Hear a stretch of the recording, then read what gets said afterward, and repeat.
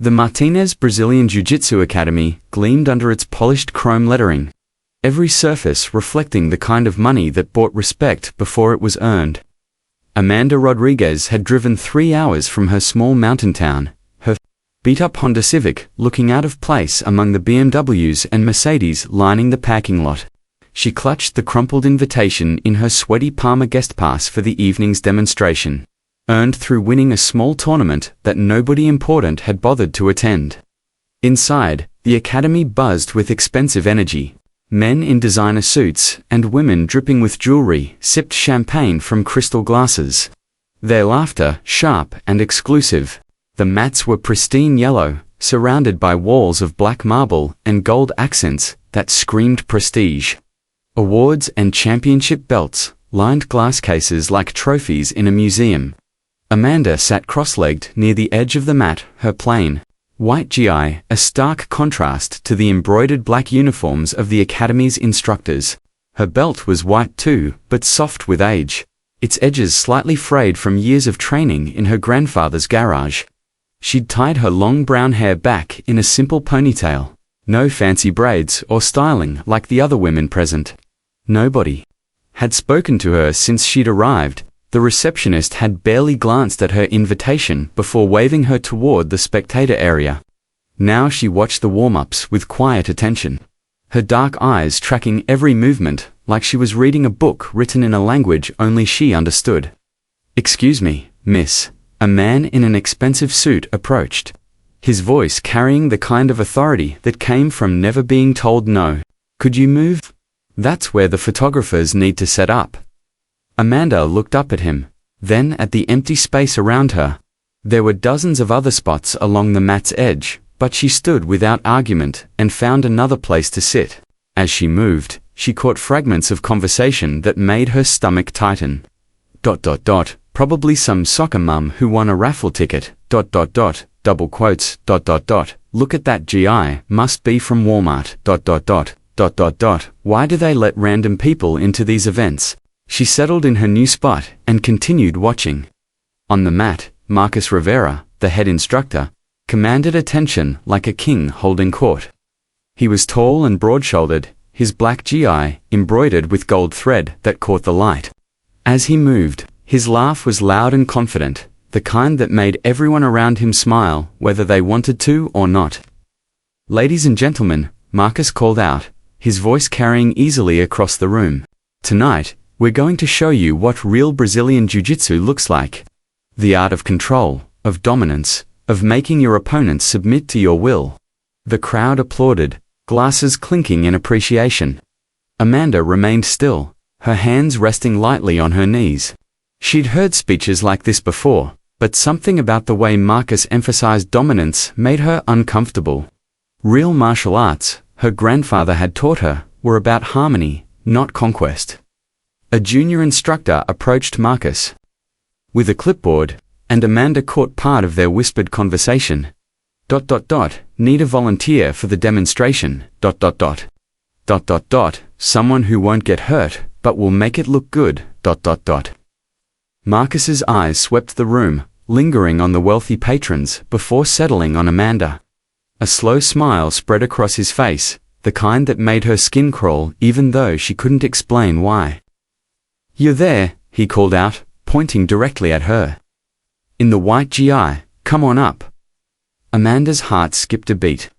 Every eye in the room turned toward her, and she felt the weight of their judgment like a physical force.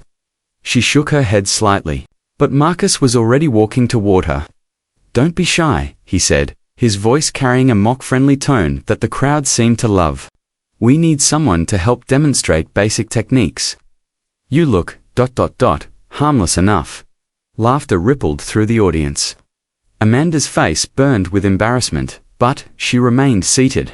Something deep in her gut told her this wasn't going to be a friendly demonstration. Marcus extended his hand toward her, his smile never wavering. "Come on, we don't bite. Well, not too hard anyway." More laughter. Amanda looked around the room at the faces staring back at her, some amused, some indifferent, all treating her like entertainment. She thought of her grandfather's words, Sometimes the only way to teach respect is to show what it looks like. Slowly, Amanda stood up. As Amanda stepped onto the mat, her bare feet silent against the polished surface, Marcus turned to address the crowd with theatrical flair. Now, what we have here is a perfect example of what happens when technique meets, well, let's call it enthusiasm. The audience chuckled appreciatively. Amanda could feel their eyes on her, measuring, dismissing. She stood in the center of the mat, her posture relaxed but alert, hands at her sides. Something about her stillness seemed to unsettle a few people in the crowd, though most were too busy enjoying the show to notice. "What's your name, sweetheart?" Marcus asked, his tone condescending enough to make several people in the audience shift uncomfortably. "Amanda," she replied quietly, her voice steady despite the adrenaline coursing through her veins. "Amanda," Marcus repeated, drawing out the syllables like he was talking to a child. "And how long have you been training, Amanda?" 15 years, she said simply. The answer seemed to surprise him. His eyebrows rose slightly, and he glanced toward his assistant instructors. 15 years. Well, that's single quotes, interesting. And where exactly did you train? With my grandfather, Amanda replied. In his garage. The crowd erupted in laughter. Someone called out, "Garage foo," which got an even bigger laugh. Marcus grinned, his confidence returning. "Garage training," he said, shaking his head in amusement. "Well, that explains the white belt. In real jiu-jitsu, we have something called standards." Amanda's jaw tightened almost imperceptibly, but she said nothing. Near the back of the room, she noticed one man who wasn't laughing, an older gentleman, with silver hair and kind eyes who seemed to be watching her with genuine curiosity rather than mockery. "Tell you what, Amanda," Marcus continued, beginning to circle her slowly like a predator. "I'm going to show these fine people what 15 years of real training looks like compared to whatever it is you've been doing." He paused in front of her, close enough that she could smell his expensive cologne mixed with arrogance. "I'll go easy on you, don't worry. Wouldn't want to hurt someone's grandmother's student." The insult hung in the air like a slap. Amanda's hands remained at her sides, but something flickered in her dark eyes, not anger, but recognition.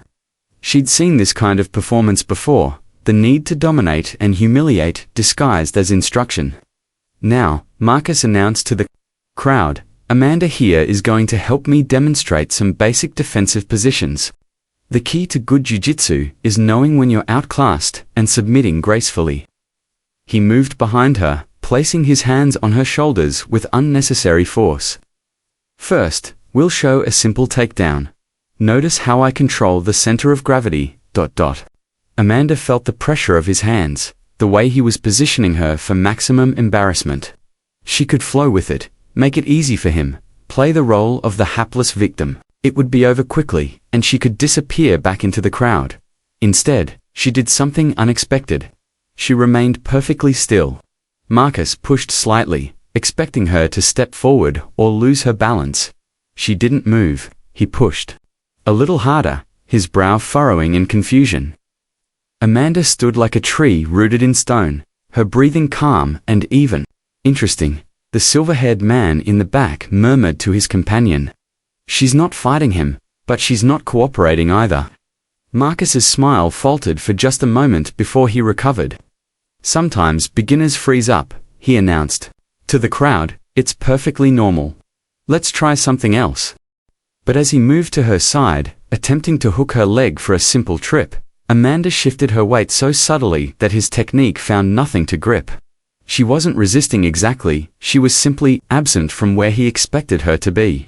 A few people in the crowd leaned forward, sensing that something was different from the usual demonstrations. Marcus's movements became more aggressive, his easy confidence beginning to crack around the edges.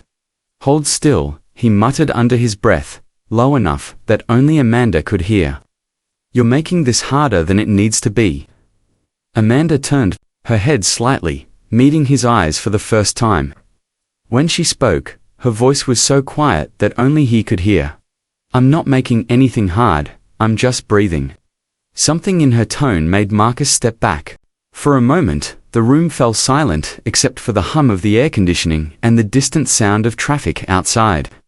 Amanda stood in the center of the mat, her white GI catching the overhead lights, looking like exactly what she was, a woman who had learned something that couldn't be bought or sold. Marcus cleared his throat, his showman's smile returning.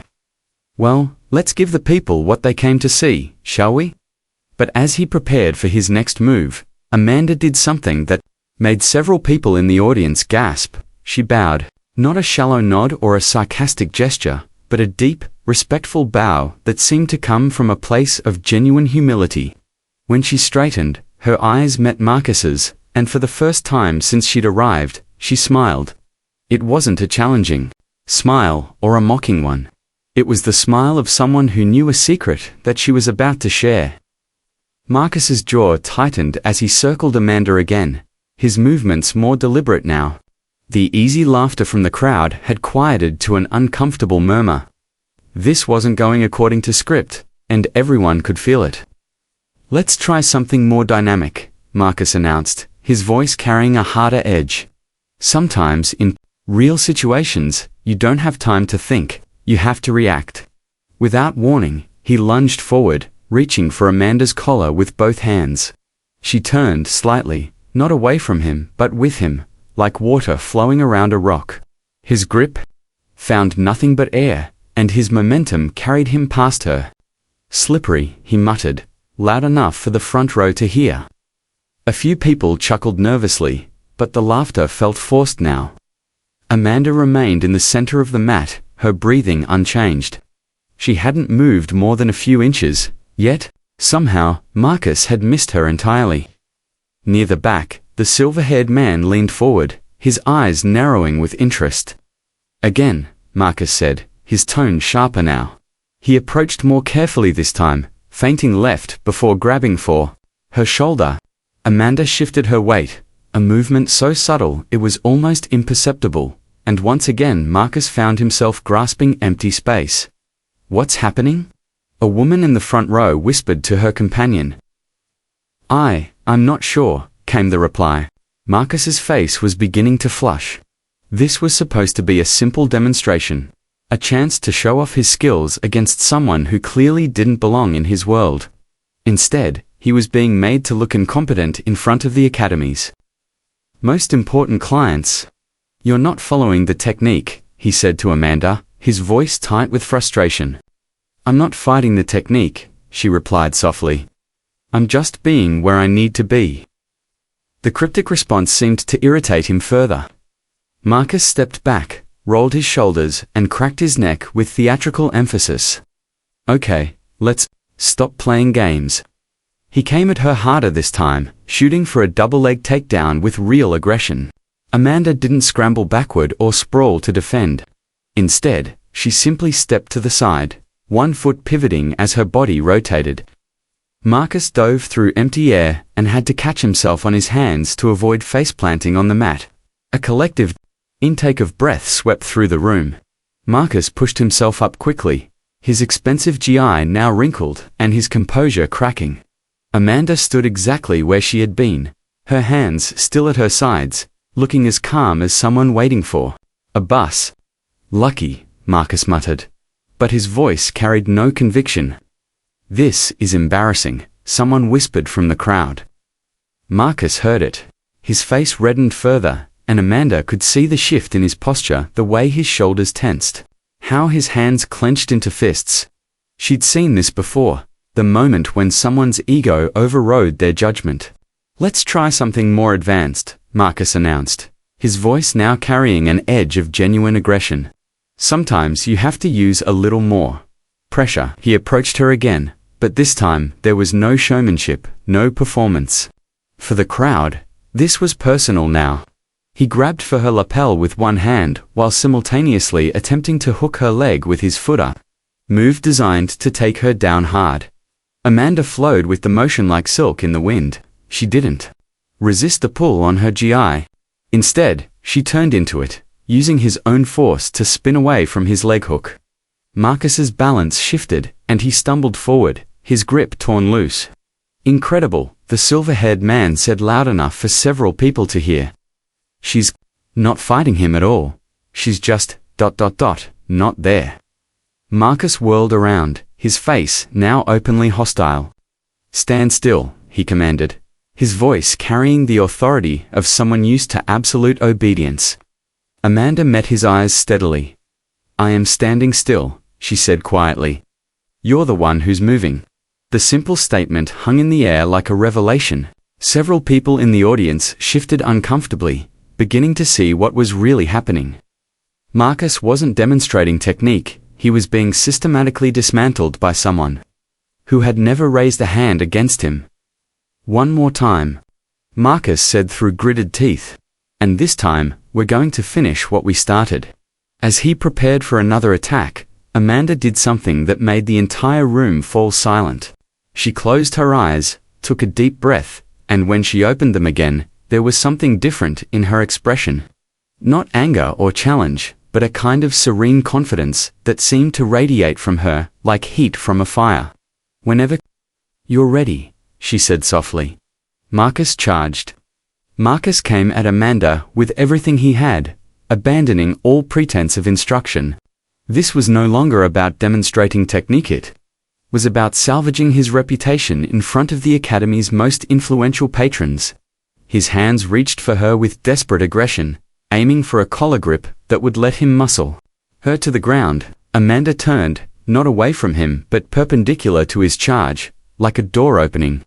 Marcus's momentum carried him past her, and he had to plant his feet hard to keep from running into the wall. The sound of his shoes squeaking against the mat echoed through the suddenly silent room. Jesus, someone whispered from the audience. Marcus spun around, his chest heaving. Sweat beaded on his forehead, and his expensive GI was now disheveled and damp. Amanda stood in the exact center of the mat, her posture unchanged. Her breathing as calm as when she'd first stepped onto the yellow surface. You're making me look like an idiot, Marcus hissed, low enough that only Amanda could hear. I'm not making you do anything, she replied, her voice carrying a gentleness that somehow made her words more devastating than any insult could have. Marcus's face contorted with rage. He was used to being the alpha in this space, the unquestioned authority whose every word was treated as gospel. The wealthy patrons paid premium prices partly for the privilege of watching him dominate opponents. To feel vicarious power through his victories, now he was being humiliated by some nobody in a Walmart GI fight back. He snarled, loud enough for everyone to hear. Amanda tilted her head slightly, genuinely confused. Why would I fight you? You haven't hurt me. The simple question seemed to break something inside Marcus. His carefully constructed facade of the wise instructor, the martial arts master, crumbled completely. What remained was something uglier, a man whose entire identity was built on being superior to others. Now facing someone who made him feel powerless, he rushed her again, this time with no technique at all, just brute force and desperation. Amanda moved like water around a stone, her body flowing away from his grasping hands with an ease that looked almost supernatural. Marcus's own momentum sent him stumbling across the mat, his arms windmilling as he fought to maintain balance. The crowd was dead silent now. Even the ambient sounds of the building seemed muted, as if the air itself was holding its breath. Several people had their phones out, recording what was clearly becoming something extraordinary.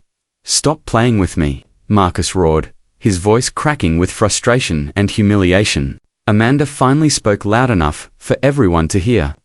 I'm not playing with you, Marcus, I'm just being myself.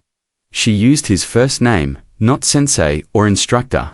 And the casual intimacy of it somehow made his powerlessness more apparent. In this space where hierarchy and rank meant everything, she was treating him like just another person, not inferior, not superior, just human. Marcus made one final desperate attempt. He dove low, aiming for her legs with a technique that would have been brutal if it connected. Amanda simply stepped aside, her movement so minimal it was almost lazy. Marcus hit the mat hard, the impact echoing through the room like a thunderclap. For a moment, he stayed down, his forehead pressed against the yellow surface. When he finally pushed himself up, there were tears of rage and humiliation in his eyes. The golden lights of the academy reflected off his sweaty face, making him look smaller somehow, diminished. "Who are you?" he whispered, the question carrying a weight that went beyond mere identity. Amanda looked down at him with something that might have been compassion. "I'm someone who learned that true strength doesn't need to prove itself." The words fell into the silence like stones into still water. Near the back of the room, the silver-haired man stepped forward, his face pale with recognition.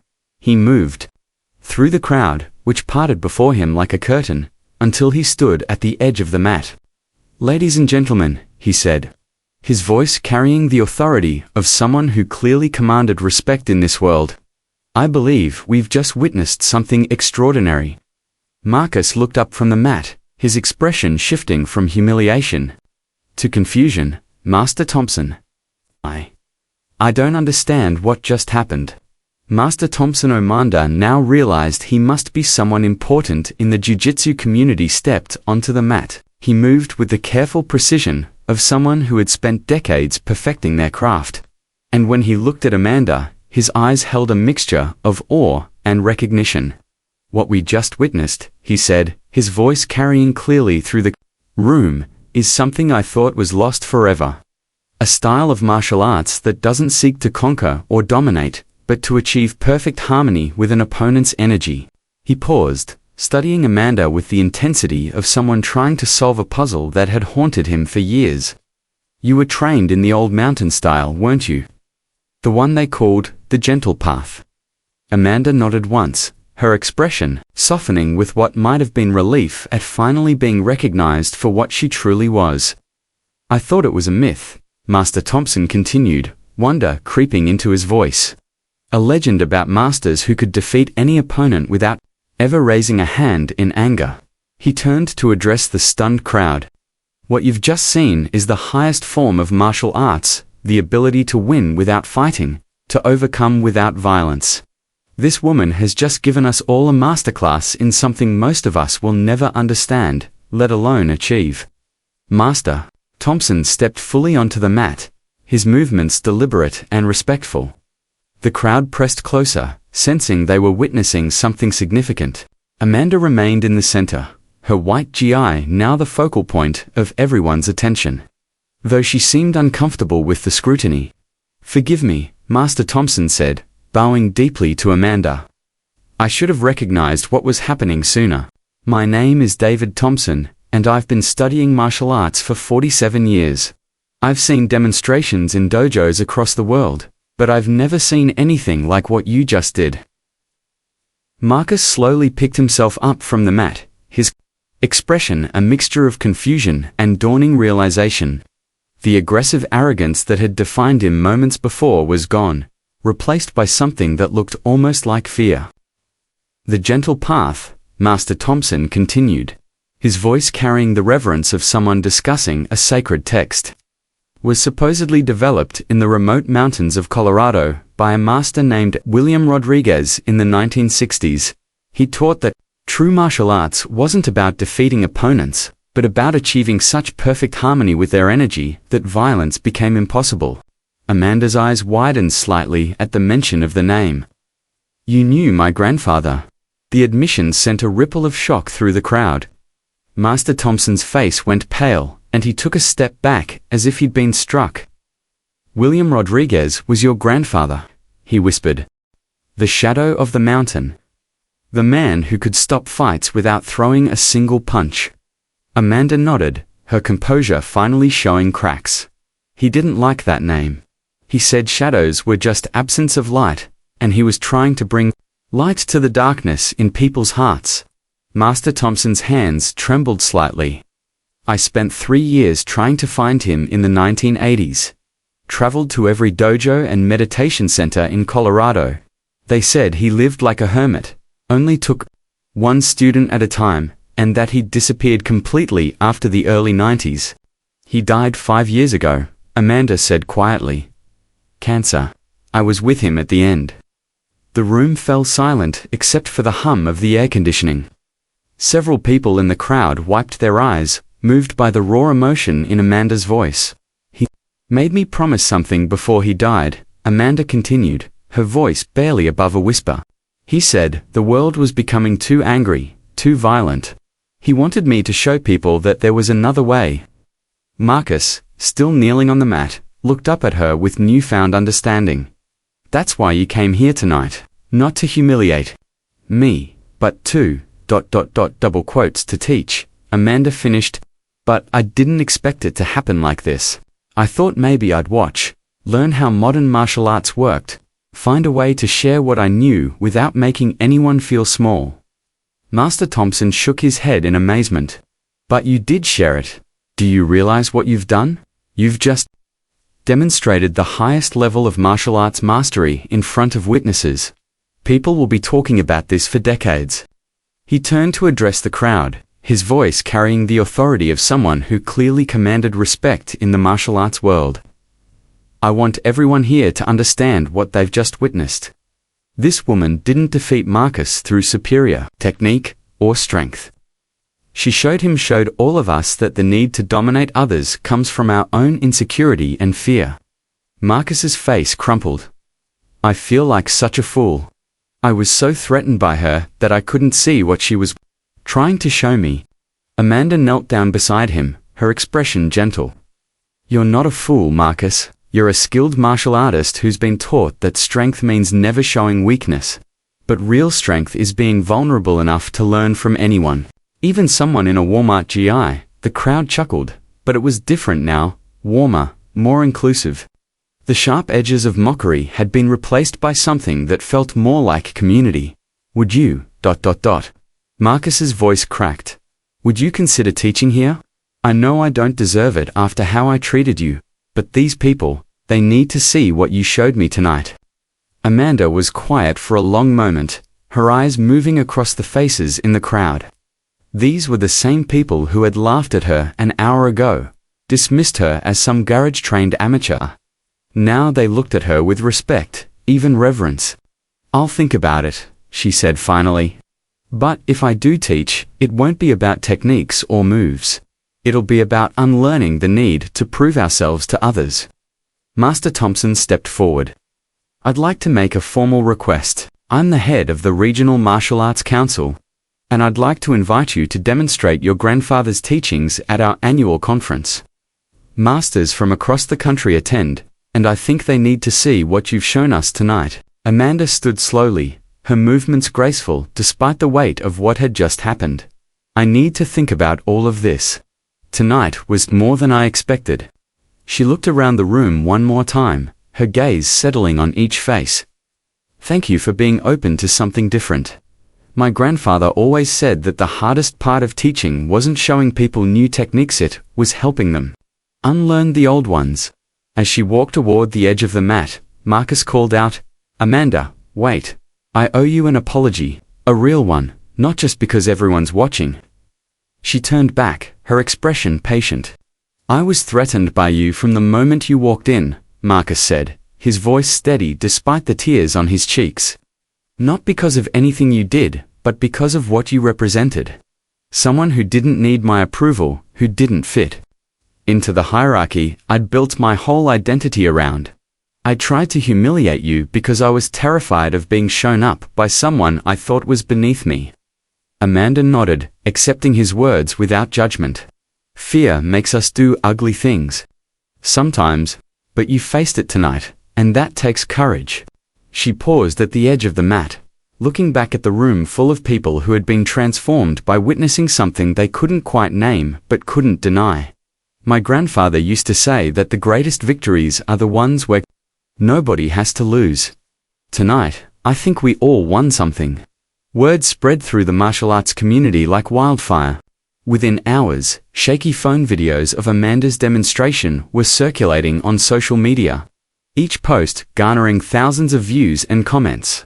The footage was grainy, shot from awkward angles by spectators who hadn't realized they were witnessing history, but the impact was undeniable. She never raised her hands. One comment read, "Not once," and he couldn't touch her. "This is what real mastery looks like," wrote another. She made him look like a beginner without ever being disrespectful. Amanda, who had driven home to her small mountain town that night, remained unaware of the digital storm brewing around her. She didn't own a smartphone, didn't use social media, and lived in a cabin her grandfather had built decades ago, where the internet connection was spotty at best. But the martial arts world was small, and news traveled fast through its networks. Master Thompson spent the next morning fielding calls from instructors across the country, all wanting to know about the mysterious woman who had demonstrated something they'd never seen before. "Is it real?" asked David Kim, a renowned MMA trainer from Los Angeles. "The videos look almost supernatural." "It's real," Master Thompson confirmed, still processing what he'd witnessed. "I've been training for almost 5 decades, and I've never seen anything like it." She redirected every attack without ever appearing to exert force. It was like watching water flow around rocks. Meanwhile, at the Martinez Academy, Marcus was having the hardest day of his professional life. He'd arrived that morning to find his usual confidence shattered, replaying the events of the previous night over and over in his mind. Every technique he'd attempted, every move he'd made, had been effortlessly neutralized by a woman who had seemed to exist in a different dimension of understanding about combat. His assistant instructor, Carlos, found him sitting alone on the mat at 6 a.m., staring at the spot where Amanda had stood. "Rough night?" Carlos asked, settling down beside his mentor. "I don't know what to think anymore," Marcus admitted. "Everything I thought I knew about martial arts, about strength, about being a man. She made it all seem so small and petty." Carlos nodded thoughtfully. He'd been in the audience the night before, had watched the whole thing unfold with growing amazement. "Maybe that's the point. Maybe she was showing us that our whole approach has been wrong." "But how do you teach something like that?" Marcus asked, his voice carrying genuine confusion. "How do you learn to be that calm, that centered, when someone's coming at you with bad intentions?" The question hung in the air between them, a puzzle that traditional martial arts training had never prepared them to solve. By noon, the Martinez Academy was buzzing with activity. Students who had heard about the demonstration were arriving early for their classes, hoping to catch a glimpse of the mysterious woman or to hear first-hand accounts of what had happened. The phone had been ringing constantly, with journalists, bloggers, and martial arts enthusiasts all wanting to know more about the woman in the white GI. "She's like a ghost," said Rebecca Martinez, the Academy's owner and Marcus's business partner. "No online presence, no competition history, no social media footprint. It's like she materialized out of thin air." But Master Thompson had been persistent. He'd made calls to contacts in Colorado, reaching out to old-timers who might remember stories about William Rodriguez and his mountain training. What he found was a network of legends and half-remembered tales about a man who had supposedly mastered the art of fighting without fighting. "I found someone who knew him," Master Thompson told Marcus over the phone. "An old karate instructor named Frank Martinez, no relation to your Rebecca, who trained in Colorado in the 1970s. He said William Rodriguez was the real deal, but that he was incredibly selective about who he taught. Apparently, he only took students who could demonstrate that they were learning martial arts for the right reasons." "What were the right reasons?" Marcus asked, though he suspected he already knew the answer. "To become better people," Master Thompson replied. "Not to dominate others, not to prove superiority, but to genuinely improve themselves and help others do the same." As the day wore on, Marcus found himself thinking about Amanda's words from the night before. She'd said that real strength didn't need to prove itself, and the more he reflected on it, the more he realized how much of his identity had been built on constantly proving his worth to others. The evening classes were different that night. Marcus found himself teaching with less aggression, more patience. He caught himself before making the kind of dismissive comments that had been his stock in trade for years. When a new student struggled with a basic technique, instead of making him feel stupid, Marcus found himself thinking about how Amanda might approach the situation. "Take your time," he heard himself saying. "The technique will come. Focus on your breathing first." The student looked surprised but grateful. And Marcus realized that he'd been teaching intimidation instead of instruction for far too long. After the last class, Marcus sat alone in his office, staring at a photo on his desk of him holding a championship trophy. The man in the photo looked confident, successful, proud. But he also looked hard, like someone who had forgotten how to be gentle with himself or others. His phone buzzed with a text message from Master Thompson. "I found her address. She's agreed to meet with us tomorrow afternoon. Are you ready to learn something new?" Marcus stared at the message for a long moment, then typed back, "I'm ready to unlearn everything I thought I knew." As he prepared to leave the academy that night, Marcus did something he hadn't done in years. He bowed to the empty mat, not out of ritual or tradition, but out of genuine respect for the lesson it had taught him. The next morning, he would drive 3 hours into the Colorado mountains to meet a woman who had shown him that the strongest person in the room was often the one who never needed to prove it. The drive to Amanda's cabin took Marcus and Master Thompson through winding mountain roads that seemed to climb toward the clouds. The asphalt eventually gave way to gravel, then to dirt, until they found themselves on a path that barely qualified as a road, surrounded by towering pines and the kind of silence that only existed far from civilization. Amanda's cabin sat in a clearing that overlooked a valley so beautiful it took their breath away. The structure was simple but well maintained, built from local timber and stone, with a wide porch that wrapped around the front. Gardens of vegetables and herbs grew in neat rows, and a small stream meandered through the property, its voice a constant whisper in the background. Amanda met them on the porch, dressed in simple work clothes, her hands dirty from tending her garden. She looked younger somehow, more relaxed than she had in the harsh lights of the academy. "Thank you for coming," she said, wiping her hands on a towel. "I wasn't sure you would." "I had to," Marcus said, his voice carrying a humility that surprised him. "I need to understand what happened the other night. I need to understand what I've been missing." Amanda nodded, studying his face. "What you've been missing is the same thing most people miss. You've been trying to win instead of trying to understand." She led them around the cabin to a flat area where the grass had been worn smooth by years of use. It was clearly a training space, but unlike any dojo they'd ever seen. There were no mirrors, no equipment, no decorations, just a simple circle of earth under the open sky. "This is where my grandfather taught me," Amanda said, her voice soft with memory. "He said that real martial arts couldn't be practiced indoors because it was about harmony with everything, not just your opponent." Master Thompson looked around, taking in the simplicity of the space. "How did he develop this style?" "Everything.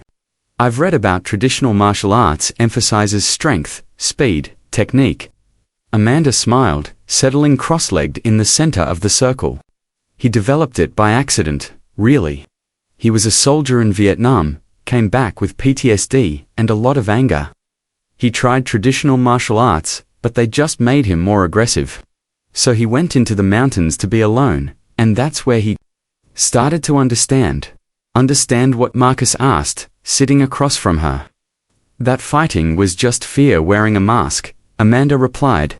"Every time someone attacks you, they're really attacking their own fear of being hurt, dominated, or made to look weak.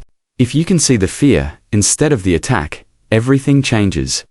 She stood gracefully, her movements fluid and natural. "Marcus, would you mind standing up? I'd like to show you something." Marcus rose, immediately falling into a defensive stance out of habit. Amanda noticed and smiled gently. "That's exactly what I'm talking about," she said. "You're already preparing for a fight that doesn't exist. Your body is tense, your breathing is shallow, and your mind is focused on what I might do to you instead of what you might learn from me." She took a step toward him, her hands open and relaxed at her sides. "Now, I want you to try to grab my shoulders, but this time, I want you to pay attention to what you're feeling, not what you're trying to accomplish." Marcus hesitated. "What if I hurt you?" "You won't," Amanda said with quiet confidence. "But not because I'll stop you, because once you understand what I'm about to show you, you won't want to hurt me anymore." Marcus reached for her shoulders, moving slowly and deliberately. As his hands approached, Amanda began to move not away from him, but with him, like they were dancing to music only she could hear. His hands passed through the space where she had been, and he found himself off balance, not because she had pushed or pulled him, but because the foundation of his movement had somehow shifted. "What just happened?" he asked, straightening up. "You attacked my position," Amanda explained, "but I was never really there. I was already moving toward where you would be after your attack failed. It's like the difference between playing chess and playing music. Chess is about controlling the board. Music is about harmony." Master Thompson watched in fascination as Amanda guided Marcus through the exercise again and again. Each time, Marcus would reach for her with some variation of grip or grab, and each time, Amanda would flow around his attempt like water around stone. Never appearing to exert effort, never showing strain or aggression. "It's not about being faster or stronger," Amanda continued, as Marcus tried a more complex attack pattern. "It's about understanding that every movement your opponent makes creates an opening. Not for you to exploit, but for both of you to find balance." After an hour of this, Marcus was sweating and breathing hard. Not from physical exertion, but from the mental effort of trying to understand what he was experiencing. Every principle he'd learned about martial arts seemed irrelevant. Here, there was no winning or losing, no dominant or submissive positions, just a constant flow of movement that somehow left him feeling more centered than when he'd started. "How do you do it?" he asked, sitting heavily on the ground. "How do you stay so calm when someone's coming at you?" Amanda knelt beside him, her expression compassionate. "I don't stay calm, Marcus. I find calm. Every time someone approaches me with aggression, I ask myself what they're really afraid of. Are they afraid of being embarrassed? Afraid of being seen as weak? Afraid of not being respected?" She paused, her gaze moving to the mountains surrounding them. "Once I can see their fear, I can feel compassion for it. And when you feel genuine compassion for someone, it becomes impossible to want to hurt them, even in self-defense." "But what if they actually want to hurt you?" Master Thompson asked. "What if compassion isn't enough?" Amanda's expression grew serious. "My grandfather taught me that there's a difference between someone who wants to hurt you and someone who feels like they need to hurt you. Most aggression comes from the second category, people who are so afraid of being hurt themselves that they strike first." She stood and walked to the edge of the training circle, where a large boulder sat partially buried in the earth. "But there are people who genuinely want to cause harm, who find pleasure in others' pain. For them, this approach is different." "How?" Marcus asked. "You become like this stone," Amanda said, placing her hand on the boulder's surface. "Completely immovable, completely unaffected by their attempts to hurt you. You don't fight their aggression, you become so grounded in who you are that their attacks simply flow around you without finding purchase." She demonstrated by having Master Thompson push against the boulder with all his strength. The rock didn't budge, but neither did it push back. It simply existed, solid and unshakable, absorbing his effort without reaction. "That's what you did to me at the academy," Marcus realized. "I kept trying to grab you, to move you, to dominate you, but you were like that stone. You didn't fight me, but you didn't give me anything to grip either." Amanda nodded. "Exactly. And eventually, you exhausted yourself trying to move something that was perfectly content to be exactly where it was." As the afternoon wore on, Amanda shared more of her grandfather's teachings. She spoke about the difference between strength and force, about how real power came from understanding rather than dominance, about the way martial arts could heal both the practitioner and their community. The academy could be a place of real learning, she said, as the sun began to set behind the mountains. Not just learning techniques, but learning how to be better people, how to approach conflict with curiosity instead of aggression. Marcus looked at Master Thompson, then back at Amanda. "Would you consider coming back? Not to perform or demonstrate, but to teach. I know I don't deserve it, after how I treated you, but—" "It's not about deserving," Amanda interrupted gently. "It's about being ready to learn, And I think you are. She stood, brushing dirt from her clothes. But I have conditions. No ranks, no belts, no hierarchy. Anyone who wants to learn can learn, regardless of their background or how much money they have. And we never use what we learn to make others feel small. Marcus felt tears welling up in his eyes. I spent so many years building my identity around being better than other people. I don't know how to teach without that framework. Then that's the first thing you'll need to unlearn, Amanda said with a gentle smile. But don't worry, unlearning is often more rewarding than learning. It makes room for wisdom to grow. As they prepared to leave, Master Thompson asked one final question. Your grandfather, did he ever regret withdrawing from the world, living up here alone? Amanda looked out over the valley, her expression thoughtful. He told me once that he didn't withdraw from the world. He went deep enough into himself to find the part that was connected to everything else. He said that real martial arts wasn't about fighting other people. It was about fighting the parts of yourself that made you want to fight other people. She turned back to them, her eyes reflecting the last light of the setting sun. That's the real journey, and it never ends.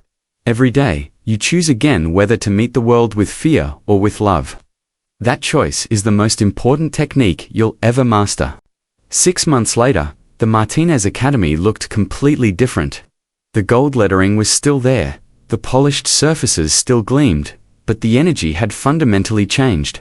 Where once there had been an atmosphere of competitive hierarchy, now there was something that felt more like a community garden, a place where people came to grow rather than to prove themselves.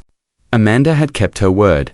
Every Tuesday and Thursday evening, she taught what she called harmony classes in the main training room. The sessions were free, open to anyone, regardless of their martial arts background, and they attracted a diverse group that would have shocked the old version of Marcus.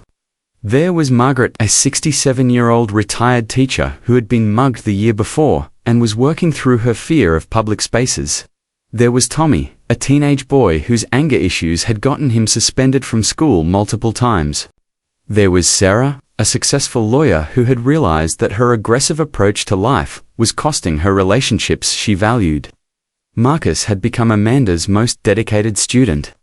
Though she insisted that everyone was both teacher and student in these sessions, he'd discovered that unlearning his old patterns was harder than mastering any technique he'd ever attempted.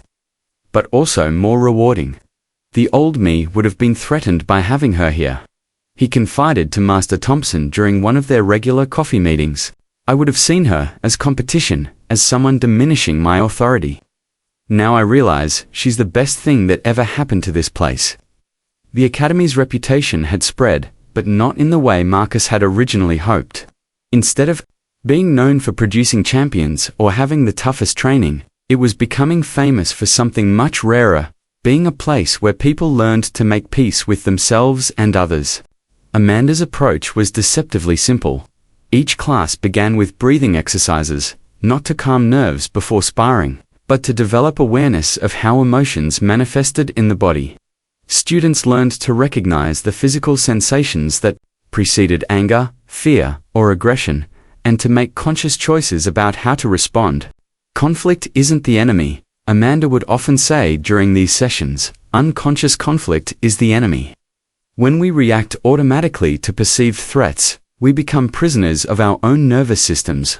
The movement portion of the classes bore little resemblance to traditional martial arts.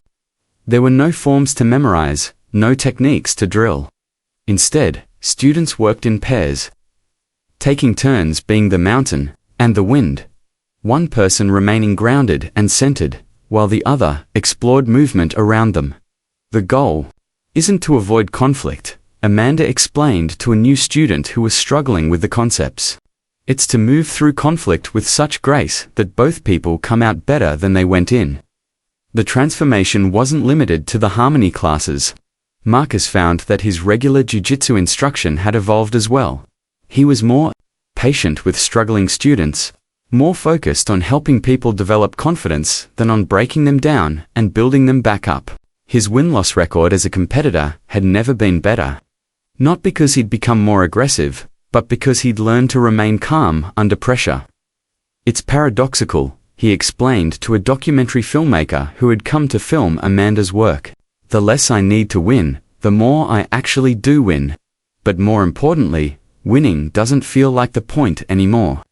The Academy had also become a magnet for other instructors who were questioning traditional approaches to martial arts.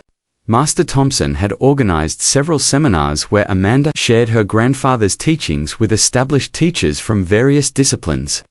What we're seeing here, Master Thompson told a gathering of black belts from across the region, is a return to the original purpose of martial arts, not to create better fighters, but to create better human beings. Not everyone embraced the changes. Some of the Academy's old guard had left uncomfortable with the new emphasis on emotional development and conflict resolution. A few competitors had moved to other schools, complaining that the training had become too soft, but for every student, they lost. 2 more appeared, people drawn by word of mouth about a place where martial arts was being taught as a tool for personal growth rather than dominance over others. Amanda herself remained largely unchanged by her growing reputation. She still lived in her mountain cabin, still tended her gardens, still practiced her grandfather's teachings in the simple circle under the sky. But, twice a week, she made the drive down to the Academy, bringing with her something that couldn't be taught from any manual or video. "She's teaching us how to be human," Margaret said during a local news interview about the Academy's transformation. "Not superhuman, not invulnerable, just more fully human." The interview had been prompted by an incident that had occurred the previous month. A man had walked into the Academy during one of Amanda's evening classes, clearly agitated and looking for a fight. He'd been drinking and was angry about something his ex-wife had said. And he'd decided that starting a fight with some karate people would make him feel better. Instead of calling the police or having him forcibly removed, Amanda had simply walked over to him and asked if he needed to sit down. Something in her tone, in her complete lack of fear or judgment, had deflated his aggression instantly. Within minutes, he was sitting on the mat, crying about his divorce and his feelings of powerlessness. She didn't defeat him, Tommy, the teenager with anger issues, had told the reporter. She just showed him that he didn't need to defeat anyone else to feel okay about himself. The man, whose name was Robert, had become a regular at the Harmony classes. His divorce was still proceeding, but he was handling it with a dignity that surprised everyone, including himself. As Amanda prepared to leave the Academy after another successful class, Marcus approached her with a question that had been weighing on his mind. "Do you think your grandfather would be proud of what we're doing here?" he asked. Amanda considered the question seriously, as she did all questions. "I think he'd be glad that his teachings found their way to people who needed them, but I think he'd also remind us that the real work isn't in teaching others, it's in continuing to learn ourselves." She gathered her simple bag, the same one she'd carried that first night she'd walked into the Academy. The moment we think we've mastered this path is the moment we step off it. There's always more to unlearn, always more room to grow. As she walked toward the exit, Marcus called out one more time, "Amanda, thank you for everything." She turned back, smiling. "Thank you for being willing to change. That's the hardest technique of all." 6 months ago, the Martinez Academy had been a place where people came to learn how to fight. Now it was a place where people came to learn how to live. And in a world that seemed to grow more divided and angry each day, that made all the difference. The last image of Amanda that night was of her walking to her old Honda Civic under the parking lot lights, moving with the same grace and centeredness that had first captured everyone's attention. She wasn't a hero in any traditional sense. She'd never won a championship, never started a martial arts revolution, never sought fame or recognition. She was simply a woman who had learned something valuable from her grandfather and had the courage to share it with others. In a world obsessed with conquest and dominance, she had chosen a different path, the gentle path. The one that led not to victory over others, but to peace within oneself. And as her taillights disappeared into the mountain darkness, the Academy stood quietly behind her, filled with people who were learning that sometimes the greatest strength is knowing you don't need to use it. Sometimes the most powerful demonstrations have nothing to do with power at all. Amanda Rodriguez walked into a world that valued dominance and showed them something infinitely more valuable: the courage to meet aggression with compassion, conflict with curiosity, and fear with understanding. Her grandfather's teachings, live on not in any manual or video, but in the hearts of people who learned that true martial arts isn't about defeating opponents. It's about finding the strength to remain human, even when others have forgotten how. If you enjoyed this story, don't forget to hit the subscribe button and become a part of our Everyday Life Stories community. Where are you watching from? Drop a comment below. We love hearing from our amazing viewers around the world. Share your thoughts about Amanda's incredible demonstration and let us know. If you've ever witnessed or experienced a moment where quiet strength triumphed over aggression, your stories inspire us to keep bringing you these powerful tales of human resilience and transformation.